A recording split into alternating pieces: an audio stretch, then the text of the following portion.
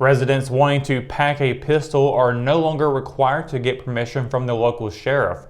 A 71-46 vote from the North Carolina House of Representatives on Wednesday morning solidified the override of Governor Roy Cooper's veto of the bill. The North Carolina Senate override vote passed 30-19 on Tuesday. Representative Ben Moss said the old law was no longer needed and put the decision-making in the hands of the establishments.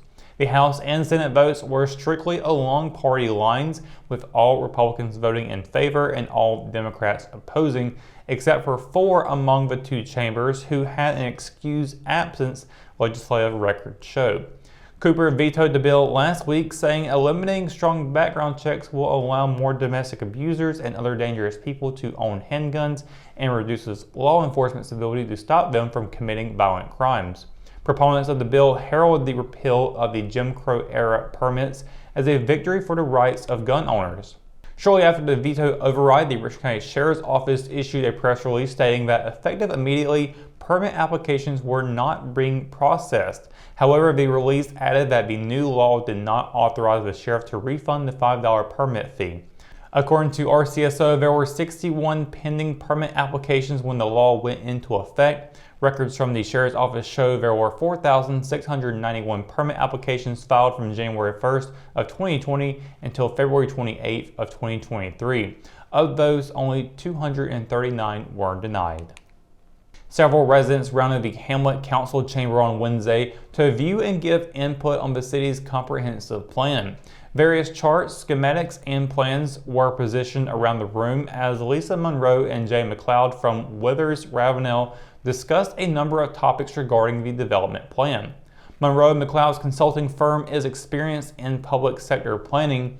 Comprehensive planning is defined as an ordered process that determines community goals and aspirations in terms of community development. McLeod said that Hamlet has planted seeds worth cultivating. Wednesday's meeting was the first of 2 planned to discuss the city's vision for the future. As Women's History Month comes to a close, so does the legacy of one of Richland County's leading ladies.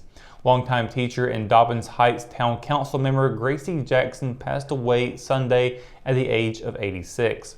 Born Gracie Cheek, a native of the Pleasant Hill community in Randolph County, she graduated from North Carolina Agricultural and Technical State University in 1960 with a degree in home economics.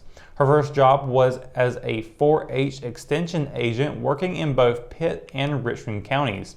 She married Halbert Jackson in 1964 at St. Peter United Methodist Church. That same year, Jackson started her 3-decade teaching career at Henry Grove School in Anson County, then moved to Richmond, where she taught language arts, general math, and home economics, and served as the District 4 advisor for Future Homemakers of America. Her husband served as the first mayor of Dobbins Heights, and Jackson served on the planning board when the young town only had dirt roads. Jackson participated in efforts to have the roads paved and streetlights erected, as well as helped to organize Easter egg hunts and install a fence around the park. She was elected to the council in 1987 and served until the end of 2015 when she was honored with the Order of the Long Leaf Pine. The Richland Senior boys track and field team brought home some hardware over the weekend. The Raiders reigned supreme at the Timberwolf Invitational hosted by Montgomery Central on Saturday, topping the score sheet of 11 schools for a team victory. Collecting 131 points, the Raiders clinched first place over Union Pines, which finished second with 124 points. Tallying 4 first-place finishes for a combined 40, the Raiders added the 3 second-place marks, 4 third-place finishes, and a pair of fourth-place results. Those performances accounted for 118 points as the Raiders added their final 13 with a spread of 5th through 8th place finishes.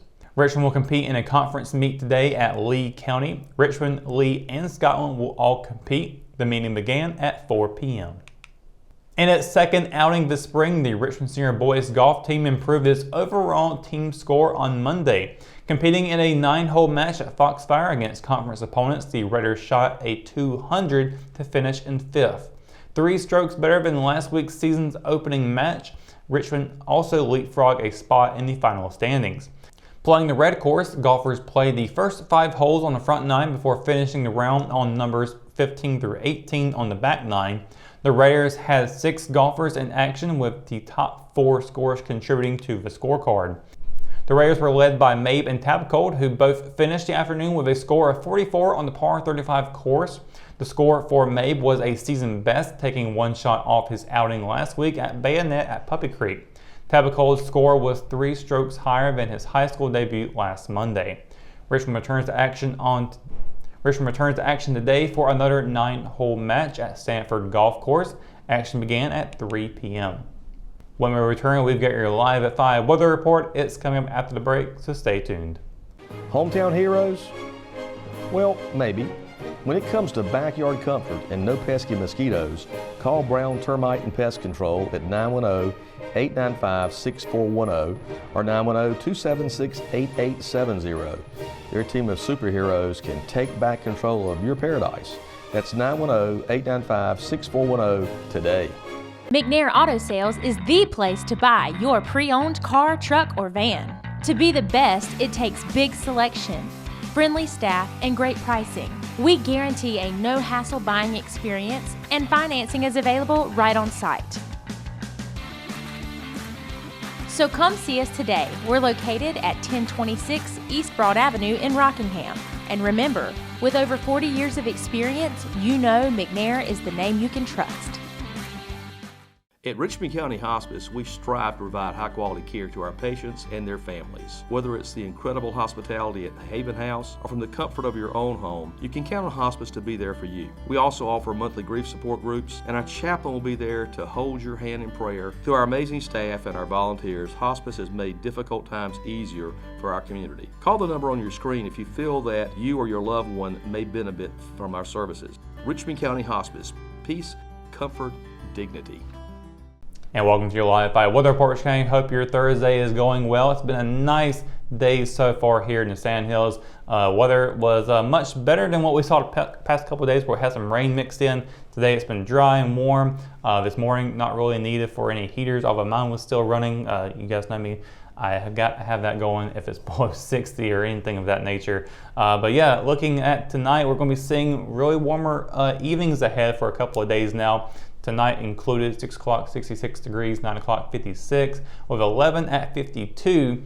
We'll have a sunset at 7:38 p.m. and there'll be a waxing gibbous moon phase out tonight as well, continuing on with clearer skies for this evening. But tomorrow, it's going to get cloudy once again, and that's going to bring in some more warmer temperatures along the way, hanging out in the 70s for the high. Cumberland County, a high of 75, low of 48.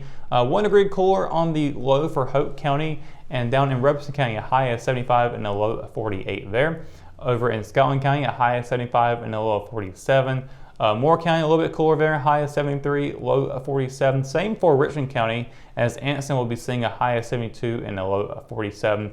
Down in Marlborough County, a high of 74 and a low of 47 there.